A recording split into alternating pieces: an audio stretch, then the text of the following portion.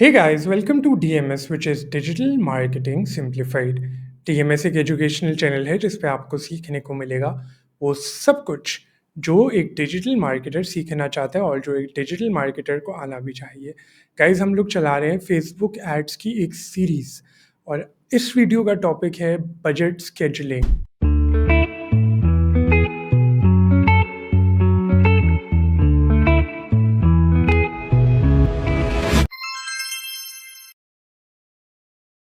आप ये सोच रहे हैं कि स्केजुलिंग तो आजकल बहुत कॉमनली वाइडली अवेलेबल ऑप्शन है जो सभी प्लेटफॉर्म्स में मिलता है। आप चाहें अपने हिसाब से ऑटोमेटेड स्केजुलिंग कर सकते हैं, लेकिन बहुत लोग स्केजुलिंग का ऑप्शन नहीं यूज़ करते। अगर आप सिर्फ एक कैंपेन चला रहे हैं जो आपकी अपनी है, तो फिर तो चाहे आप ऑटोमेटेड स्केजुलिंग यूज़ करें या ना करें, उससे कोई फ़र्क नहीं पड़ता। आप खुद भी उस चीज़ को मॉनिटर कर सकते हैं, अपनी कैंपेन को टैकल कर सकते हैं। लेकिन अगर आप मल्टीपल कैंपेन्स, मल्टीपल क्लाइंट्स के बिजनेसेस की कैंपेन्स को एक साथ चला रहे हैं, तो फिर ऑटोमेटेड स्केजुलिंग करना बहुत इम्पोर्टेंट है। ये आपको किसी भी किस्म के फाउल से बचाएगा, किसी भी किस्म के मिसहैप से बचाएगा। मैं भी पहले स्केजुलिंग नहीं करता था। मैं कहता था जब टाइम होगा कैंपेन लाइव कर दूंगा, जब कैंपेन हो जाएगी, ख़त्म हो जाएगी तो ऑफ़ कर दूँगा। मैं इसी तरीके से चला। फिर मेरे पास आए मल्टीपल अकाउंट्स चलाने के लिए और मेरा वर्स्ट एक्सपीरियंस ये था कि हम एक वेबिनार चला रहे थे, जिसे हम एक टीम टैकल कर रही थी, जिसमें मल्टीपल कैंपेन्स चल रही थी। तो एक कैंपेन पे 2-2 3-3 टीम मेंबर्स वर्क कर रहे थे क्योंकि हम लोग मल्टीटास्किंग कर रहे थे। वेबिनार किट को भी चला रहे थे, कस्टमर क्वेरीज़ को व्हाट्सएप पे जो मैसेजेस आ रहे थे, उनको भी हैंडल कर रहे थे और साथ में कैंपेन भी चला रहे थे। जब हमारा वेबिनार कंप्लीट हो गया, क्यू-एन-ए सेशन भी हो गया, रात के 2 बज गए, हम सब घर आ गए, सो गए। सुबह उठ के देखा तो पता चला किसी ने भी कैंपेन ऑफ ही नहीं की और वेबिनार ख़त्म होने के बाद भी एड्स चल रहे हैं, तो हमारा बजट एग्ज़ॉस्ट होता जा रहा है। इस किस्म के मिसहैप्स से बचने के लिए अगर मेटा का प्लेटफ़ॉर्म आपको ऑटो स्केजुलिंग करने का ऑप्शन देता है, तो उसको यूज़ कर लेना चाहिए। चलिए गाइस चलते हैं स्क्रीन की तरफ और मैं आपको ये ऑप्शन दिखाता हूँ। स्केजुलिंग का ऑप्शन हमें मिलता है एड सेट लेवल पे। तो जाएँगे एड सेट लेवल पे।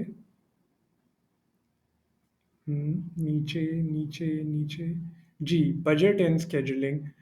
लाइफ टाइम बजट हमने डाल दिया है। ये मेरा अकाउंट्स यूएसडीज़ में है, तो $350 है और इस कैंपेन को मैं स्केड्यूल कर सकता हूँ। तो मैंने इसको स्केड्यूल किया हुआ है 10 अक्टूबर से 20 अक्टूबर तक चलाने के लिए और मैंने इसमें टाइम भी रखी हुई है कि 10 अक्टूबर से दोपहर के 1 बजे चलना शुरू होगी और 20 अक्टूबर तक दोपहर के 1 बजे तक चलेगी।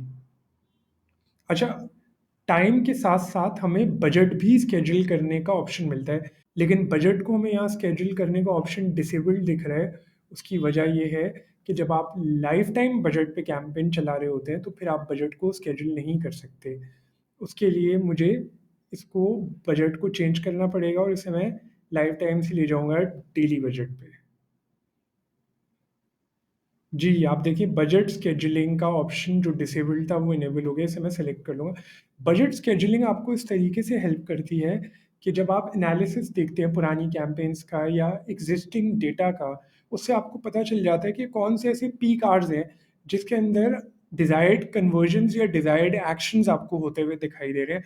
तो उस पर्टिकुलर टाइम फ्रेम के अंदर, उस पीरियड के अंदर आप अपने बजट को इंक्रीज़ कर सकते हैं परसेंटेज वाइज़ या अमाउंट वाइज। इनसाइट्स को स्टडी करके, डेटा को देख के, एनालिटिक्स को देख के, जो एनालिसिस आपने किया उससे आपको पता चला है कि कुछ ऐसे दिन होते हैं, कुछ ऐसा टाइम होता है जिसके ऊपर डिजायर्ड एक्शन आपका ज़्यादा स्पीड से हो रहा होता है जो आप अपने ऑडियंस से करवाना चाह रहे हैं। उस टाइम पीरियड में आप अपने बजट को इंक्रीज कर सकते हैं, परसेंटेज वाइज भी इंक्रीज कर सकते हैं और अमाउंट वाइज भी इंक्रीज कर सकते हैं। जब मैंने डेटा चेक किया तो फिर मैंने ये चीज़ को रियलाइज़ किया, जो वीकेंड्स है फ्राइडे नाइट से लेके संडे नाइट तक ज़्यादा कन्वर्जन्स हमें मिल रही थी, तो मैंने बजट स्केजुलिंग यहाँ पे बढ़ा दी है। मैंने कैलेंडर में देखा कि जितने टाइम पे मेरी कैंपेन रन कर रही है, तो उसके अंदर 2 वीकेंड्स हो रहे हैं। वीकेंड्स पे फ्राइडे नाइट, फ्राइडे नाइट रात के 8 बजे से लेके मंडे मॉर्निंग तक कर लेते हैं, मंडे मॉर्निंग सुबह के 8 बजे तक। हमें हमने अपने बजट को स्केड्यूल कर दिया कि इस टाइम में हमारा बजट इंक्रीज हो जाए, ज़्यादा बजट फेसबुक लगाए। और ये हम कैसे करेंगे? इंक्रीज बाय वैल्यू भी कर सकते हैं और इंक्रीज बाय परसेंटेज भी कर सकते हैं। अभी मैंने इंक्रीज बाय वैल्यू किया है। परसेंटेज में आप बता देंगे कि टोटल बजट का 5% ज़्यादा लगाए या 2% ज़्यादा लगाए या 10% इस टाइम फ्रेम में ज़्यादा लगाने लग जाए। मैंने एक टाइम फ्रेम बनाया है कि इस टाइम फ्रेम में इतने डॉलर ज़्यादा लगा देना। इसी तरीके से मैं मल्टीपल टाइम फ्रेम्स के लिए बजट स्केजुलिंग कर सकता हूँ।